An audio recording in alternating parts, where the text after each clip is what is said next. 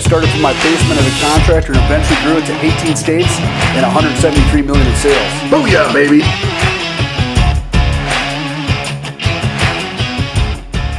I just think that the vague term negotiated claim is being misused to make people think suddenly you can't act as an American citizen or entrepreneur because that violates the Constitution.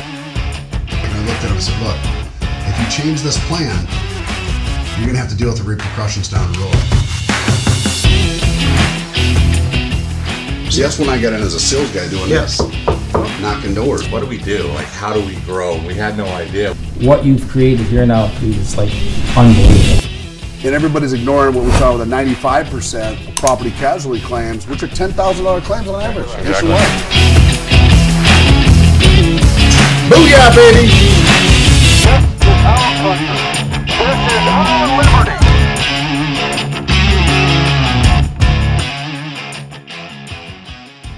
Hey guys, Anthony Delmedico, SVG, live on the Speakeasy. Today we got an interesting subject that's dear to my heart. Of course. Taxes for business owners. It's not sexy. Well, sometimes it is. When you can save on taxes, it can be. Section 179 is sexy when you buy a new SUV. But guys, we got Corbin Rayburn with American Incentive Advisors, financial advisor company made up of several CPAs of all kinds of backgrounds that have a special niche in the research and development tax credit, Section 41. That's right. R&D, Section 41, which I didn't know about until 3 days ago, and I'm actually blown away as I learn more about it in the last 48 hours about what this really means for business owners. Section 41 basically allows business owners to go back, but they don't understand how to read their financials, how it applies to the tax code, because the tax code is like this long. I got to go back and qualify certain activities under R&D. What does that mean? Any new process, not to the world, not to America like I originally thought, but a new process, new system, new way of putting on a roof, new way of building a building, new way of putting in windows for contractors, a new way of doing anything to your company that systematizes or improves a process. Falls under this tax code. Originally I thought it was for R&D like virtual reality goggles or a Google app, but that's not what it is. White lab coats. Yeah, anything that improves the process of a company. So it's a niche tax code. It was developed in 1981 Of course. by our lawmakers, probably because a lot of jobs in R&D and companies are going to Japan and China, and they wanted to keep some of that R&D activity back here at home so we could compete in the global marketplace. Makes sense. I'm excited about it because I'm in the tax. I told you guys, I know about Section 179. I'm a lot of tax attorneys, all this. Nobody ever talked about this. I'm going to talk to Matt Barnes. Hopefully he's watched this, my CPA, about why he never talked to me. Because he knows a lot. He knows a lot of tax code. I've been using him for 10 years. He never talked to me about Section 41 R&D tax code passed in 1981. This is actually a credit back, cash in your pocket, if these activities fall under the qualifying activities of R&D, which again, originally I thought was just related to new product development or new launches. But it actually qualifies any new systematized, improved process in a company, which makes it very liberal for small businesses to go back and look at that 3 years of financials and P&Ls. And find out what applies to these activities. And we just did some case studies today. We did a course, we're actually doing a course inside SVG University, so that contractors, which are a huge part of this small business community, that are eligible for this tax credit, most of them don't know it because I didn't know it. And if I didn't know it, a lot of people don't know it. A lot of people don't know it. And their CPOs don't know it because my CPA didn't know about it until I called him. He started looking up and goes, yeah, that's a real deal. And it's a credit back in a form of a check in your pocket. It goes back 3 years. And it could involve, for some of your roofing contractors, GCs, all your 1099 labor in some situations to rebuild communities after storms. If you change the process, if you adjust something for COVID-19, you don't get the whole amount back what you spent, but it's somewhere between 15 to 20% based on what these CPAs qualify as variables through this R&D qualification process. Best of all, it's free. All you got to do is send in your information. Fill out an application form. These guys work a lot like policyholder attorneys. They work for 33% of the VIG. Their VIG is 33% of what they recover, and it's very similar to what these guys deal with on a property casualty side when they get turned down by a claim. The policyholder attorney takes very easy. Exactly. Very easy. Yeah. So actually, being in the industry, licensed public adjuster, do some contracting. I called Corbin up, said, "Hey, we've known each other about 10 years." I asked him, hey, what are you doing? And he said, I've kind of changed from being a financial advisor. Told me about the process, and I'm like, okay, well, try it out. So I ended up going through the whole process, understanding it, getting money back is about $24,000 for my own company. With that said, I have been to your SVG trade shows. I've been. Yeah, you guys were a vendor at the Wind and Storm Conference trade show. So back here in New Orleans. So I so much believe in his product that I was like, hey man, you got it. You have to go to New Orleans, be part of this. Like contractors. Have to. Ended up splitting the booth with you for your company, and here we are. Yeah. So let me just read this to you guys make sense, because, at first I was like, that just sounds too good to be true. History. In a temporary effort to boost the economy in 1981, the federal government sought to use the passage of the Research and Experimentation Tax Credit to reward businesses for investing in research. Okay, it makes sense, because people started shipping in cars from Japan. China started making stuff. They're probably like, hey, we got to keep the American entrepreneur. So that was Reagan right there, right? Yeah. So we had the gas crisis, and Japan started making all the really cheap, inexpensive cars, and there you go.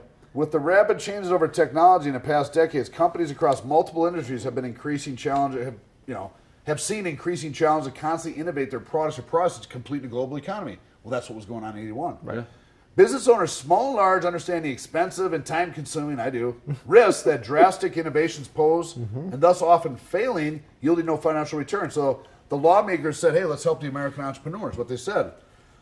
And then changing the path, this leads to what happened in 2015. Recognizing the need to create jobs domestically, maintain global economic competitiveness, Congress extended the R&D tax credits more than a dozen times over subsequent years. So it's never ended. They kept redoing it.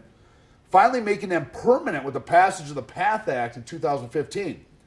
In addition to becoming permanent, the Protecting Americans from Tax Hikes Act expanded R&D credit provisions to startups and small business. This is what most people don't know, most CPAs don't know.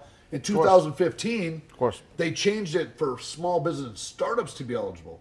So now, basically, almost everything in your expenditure side on your P&L, 70-80% of it, could qualify under this R&D expenditure, depending on what it is. So helping out the little guy, right? So, like we talked about earlier, Google and Apple and some of these big guys that already understand it, taking advantage of it, if you will. This opens it up. The R&D tax credit is now available to any U.S. business that spends time and resources on new development improvements, technological advancements, and effort to improve upon its product or processes. The credit could also be available to American business owners that have improved upon the performance, functionality, reliability, or quality of existing products or trade processes. Guys, this tax credit, what that just means is if you improved anything in your business, if you roofing contracts, let me tell you what that means. If you decrease the labor hours of a crew by putting a lativator up against the wall against your house, to decrease labor hours, make something more efficient, that activity, even though their 1099 qualifies for this tax credit. Now, it doesn't mean you get all your 1099 labor back, 15 to 20%, as long as it's categorized correctly under these provisions. Right? Of course. Industries that have qualified in the past: construction, chemical, distribution, aerospace, furniture makers, HVAC, solar, job shops. I mean, guys, contractors is contracting 101. How much have you overpaid? Well, most people, 99% of you, and your CPAs have not taken advantage of the R&D tax credit, Section 41, because you didn't know about it. My CPA, who's read every tax code book and knows about every loophole in the world, didn't know about this until he found out today from me. And certainly I didn't know, when you first read it, you think it's R&D, traditional R&D, which is new product development. This is new processes to your company, not to the marketplace. No. And so you basically almost have a 20% VIG, guys. Let me cut to the point. Yeah.